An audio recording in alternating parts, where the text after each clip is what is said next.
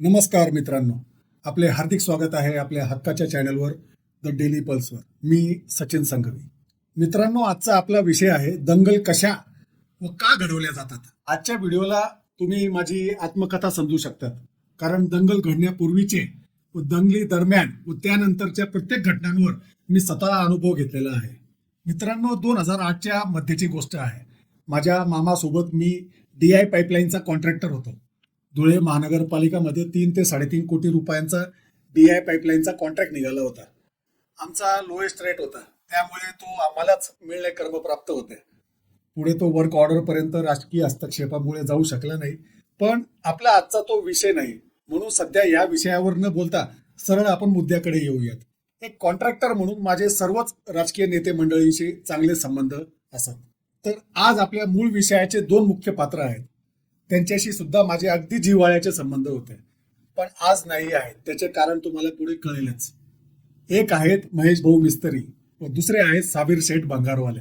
जसे माझे या दोघांशी चांगले संबंध होते, तसेच ह्या दोघांचेही आपसात अगदी जिव्हाळ्याचे संबंध होते. साबीर शेठ व महेश मिस्त्री यांच्या वडिलांपासून म्हणजे मुलजीभाई मिस्त्री यांच्यापासून चांगले संबंध होते, म्हणून महेश मिस्त्री साबीर शेठला नेहमी अंकल म्हणत असत.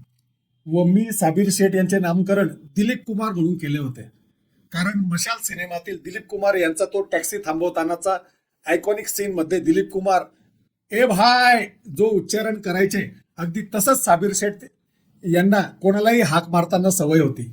महेश मिस्त्री मला माझ्या मोठ्या भावाप्रमाणे होते. मी महानगरपालिकेमध्ये गेलो की कित्येक वेळा महानगरपालिकेच्या मागच्या बाजूला महालक्ष्मी टी सेंटर होते, तिथे अनेको वेळा मी, महेश मिस्त्री व साबीर शेठ अनेको वेळा सोबत बसून चहा पिल्याचे, एकमेकांची थट्टा मस्करी केल्याचे आजही मला आठवते. भंगार बाजाराच्या कोपऱ्यावरच साबीर शेठचे तेव्हाही व आजही ऑफिस आहे. त्यावेळेस भंगार बाजारात मला काही लोखंड खरेदी करायचे असेल तर स्वतः साबीर शेठ माझ्यासोबत येऊन मला ते स्वस्तात खरेदी करून द्यायचे. एकदा त्यांचे व एका दुसऱ्या मुस्लिम नेत्याचे काही आपसात व्यावसायिक कारणावरून भांडण झाले. त्यावेळेस महेश भाऊ व मी स्वतः ते भांडण मिटवण्यासाठी मध्यस्थी करायला गेलो होतो, हे अगदी स्पष्ट आठवते. एवढ्या सर्व आमच्या आपसातल्या गोड आठवणी माझ्या या 2 नेत्यांबद्दल होत्या. महेश मिस्त्री हे शिवसेनेचे नगरसेवक होते, साबीर शेठ काँग्रेसचे नगरसेवक व विशेषतः काँग्रेस नेते रोहिदास पाटील यांचे कट्टर समर्थक होते व आजही आहेत. महेश मिस्त्री यांचे RSSच्या लोकांशी अगदी जवळचे संबंध होते, म्हणजे बंदूक RSS व गोळी महेश मिस्त्री. आता आपण समजून घेऊया दंगल घडण्याची पार्श्वभूमी कशी तयार केली गेली जाते. त्यासाठी काही मुद्दे आधी समजून घेणे गरजेचे आहे. महेश मिस्त्री नगरसेवक होते. त्यांच्यात अचानक धुळ्याचे आमदार होण्याची महत्वाकांक्षा निर्माण होणे हे सर्वात मोठे गुपित होते. त्यासाठी त्यांनी अचानक हिंदू रक्षक समितीचे गठन केले. ते का केले हा मोठा प्रश्न आहे, कारण त्यावेळेसचे ते शिवसेनेचे प्रस्थापित नेते होते. दुसरीकडे साबीर शेठ मध्ये पण अगदी तशीच महत्वाकांक्षा निर्माण होणे हे अजून तेवढेच मोठे गुपित आहे, कारण काका पुतण्यामध्ये म्हणजे मिस्त्री व साबीर शेठ यांच्यात अचानक एक साथ महत्वाकांक्षा निर्माण होणे हे शंकास्पद गुपित आहे. RSS सोबत महेश मिस्त्री यांची जवळीक व दुसरीकडे वर सांगितल्याप्रमाणे साबीर शेठ सोबत पण अगदी अत्यंत जवळीक. पुढेच 2009ची लोकसभा निवडणूक जवळ होती. धुळ्यात काँग्रेसचे 2 गट होते. एक जवाहर ग्रुप म्हणजे रोहिदास पाटील यांचे व दुसरे अँकर ग्रुप जे अमरीशभाई पटेल यांचे, व त्यांच्यात प्रचंड वैमनस्य होते व ते आजही आहे. 2009 लोकसभा निवडणूक फार वर्षानंतर खुल्या गटासाठी ओपन झाली होती. त्यापूर्वी ती आदिवासी लोकांसाठी आरक्षित होती व काँग्रेसकडून रोहिदासदाजी पाटील यांच्याऐवजी अमरीशभाई पटेल यांना उमेदवारी निश्चित झाली होती व भाजपकडून नाशिकचे पदवीधर आमदार प्रताप सोनवणे यांना उमेदवारी भेटणार होती. धुळे लोकसभेवर काही वर्ष सोडले तर काँग्रेसचेच वर्चस्व असायचे व पहिल्यांदा मालेगाव मध्य विधानसभा त्यात जोडली गेली. अमरीशभाई पटेल नॉन मराठा व चांभार समाजाचे म्हणजे अल्पसंख्याक असून पण त्यांची जीत लगभग पक्की होती, कारण त्या भागात त्यांना सर्वसमावेशक व त्यांचा शिरपूरमध्ये केलेला विकास हा सर्वश्रुत होता. वरील सर्व मुद्दे तुम्हाला दंग्याची पार्श्वभूमी समजवण्यासाठी होती.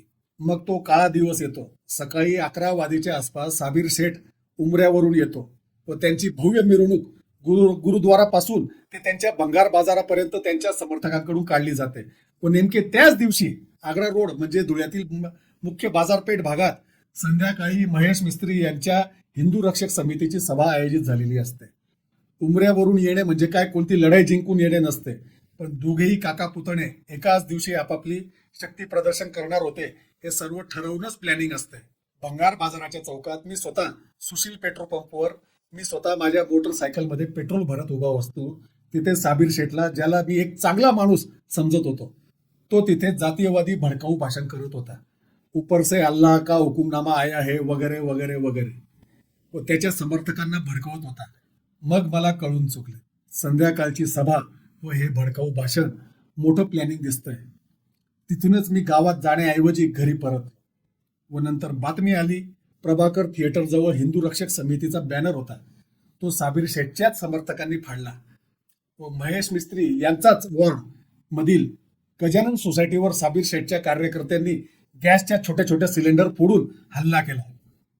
पुढे मग जे नाही व्हायचे तेच झाले. दोन्हीकडची जनता होरपळली, व्यापाऱ्यांची दुकाने लुटली गेलीत, गरिबांच्या झोपड्या जाळल्या. दोन्ही बाजूने खोटे प्रपोगंडे पसरवून दंगा अधिकाधिक कसा भडकेल याची दोन्ही बाजूने योग्य ती काळजी घेतली गेली. सर्वात जास्त वाईट काय झाले तर ते काळे दिवस, ते आजपर्यंत धुळ्यात हिंदू मुस्लिम दोन फराड ज्या झाल्या ते अजून तसेच्या तसे टिकून आहेत. लोकसभा निवडणुकीत अमरीशभाई पटेल जे निवडून येणार होते, तर ह्या दंगलीचे जे खरे सूत्रधार RSS होती त्यांचे उमेदवार होते प्रताप सोनवणे, व त्यांचे फायनान्सर माझेच स्वतःचे मामा होते, जे अमरीशभाई पटेल यांचेही अगदी जिवलग मित्र होते. पण यावेळेस ते प्रताप सोनवणेच्या बाजूने होते. त्यांनीच मग माझ्या साक्षीने माझ्या समोर मालेगावचे दुसरे अजून कट्टरपंथीय नेते निहाल अहमद यांना फोडले व त्यांना जनता दलाच्या तिकिटावर फायनान्स करून अमरीश पटेल यांची मतं खाण्यासाठी उभे केले गेले. मग प्रताप सोनवणे निवडून आल्यावर त्यांनी साबीर शेठ व महेश मिस्त्री यांची विशेष काळजी घेतली की त्यांना कायदेशीर प्रक्रियेत काही त्रास होऊ नये म्हणून. त्यात मराठा उमेदवार म्हणत काँग्रेस नेते रोहिदास पाटील यांनी सुद्धा अमरीश पटेल यांच्या विरोधात काम केलंय. त्यावेळेस अमरीशभाई पटेल यांच्या विरोधातील काँग्रेसी नेत्यांचा मुद्दा होता, मराठ्यांनो काय चामट्याला निवडून देणार का? जिल्हा परिषदेवर कधीच भाजप शिवसेना निवडून येत नव्हती, ती कायमची भाजपच्या ताब्यात गेली व जिल्ह्यातून काँग्रेस कायमची हद्दपार झाली. 2014च्या लोकसभेत पुन्हा काँग्रेसचे अमरीशभाई पटेल विरुद्ध भाजपचे सुभाष भामरे उमेदवार होते.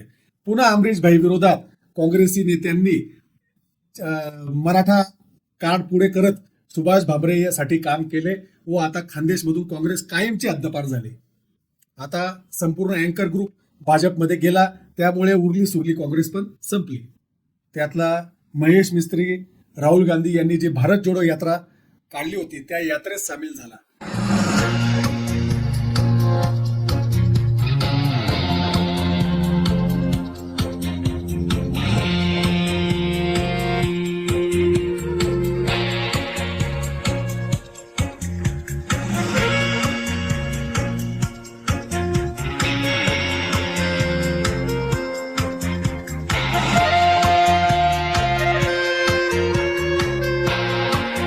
त्या दिवशी मला त्या काँग्रेसी नेत्यांवर प्रचंड चीड निर्माण झाली, कारण राहुल गांधीला काय माहिती हा व्यक्ती कोण आहे, व आज तोच महेश मिस्त्री शिवसेना उभाटा सोडून भाजपवासी झाला.